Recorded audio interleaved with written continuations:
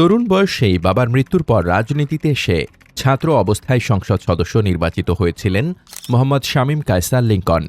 ২০০৬ সালের উপনির্বাচনে বিএনপির প্রার্থী হিসেবে গাইবান্ধা ৪ আসন থেকে প্রথমবার সংসদ সদস্য হন তিনি।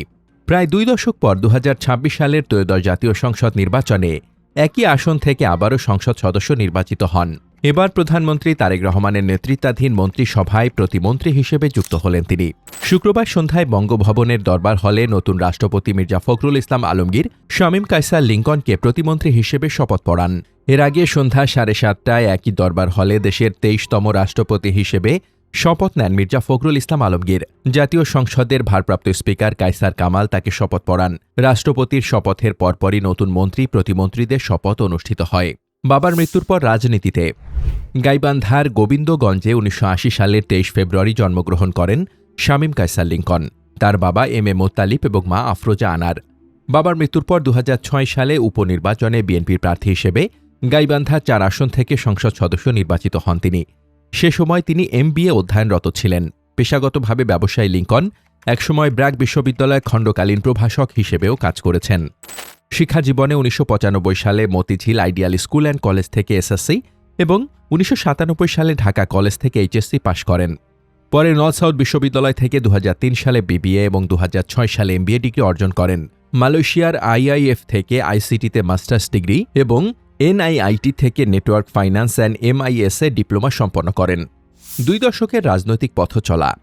২০০৬ সালে সংসদ সদস্য নির্বাচিত হওয়ার পর জনপ্রতিনিধি হিসেবে তার উল্লেখযোগ্য কাজের মধ্যে বন্ধ হয়ে যাওয়া রংপুর সুগার মিল পুনরায় চালু করা, আব্দুল কুদ্দুস সরকারি কৃষি কলেজ প্রতিষ্ঠা এবং স্থানীয় ফায়ার সার্ভিস ভবনের ভিত্তিপ্রস্তর স্থাপনের কথা সর্বশেষ নির্বাচনের হলফনামায় উল্লেখ করেছেন তিনি।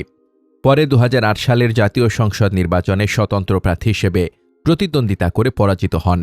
এরপর দীর্ঘ বিরতির পর ২০২৬ সালের ত্রয়োদশ জাতীয় সংসদ নির্বাচনে বিএনপির প্রার্থী হিসেবে একই আসন থেকে পুনরায় সংসদ সদস্য নির্বাচিত হন। এবার প্রতিমন্ত্রী হিসেবে শপথ নেওয়ার মধ্য দিয়ে তার রাজনৈতিক জীবনে নতুন অধ্যায় যুক্ত হল। হলফনামায় সম্পদের চিত্র। ত্রয়োদশ জাতীয় সংসদ নির্বাচনে হলফনামা অনুযায়ী শামীম কায়সার লিংকনের মোট প্রদর্শিত নিট সম্পদের পরিমাণ ১,৮৪,৭৮,৪৬২ টাকা। ২০২৫-২৬ করবর্ষে তার প্রদর্শিত বার্ষিক আয় ২১,২৯,১১১ টাকা। ব্যবসা, স্থাবর সম্পত্তি থেকে ভাড়া, কৃষি, সঞ্চয়পত্রের মুনাফা এবং অন্যান্য পেশা থেকে তার আয় আসে। হলফনামার তথ্য অনুযায়ী সর্বশেষ করবর্ষে তিনি ১,৮৮,৮৪০ টাকা আয়কর পরিশোধ করেছেন।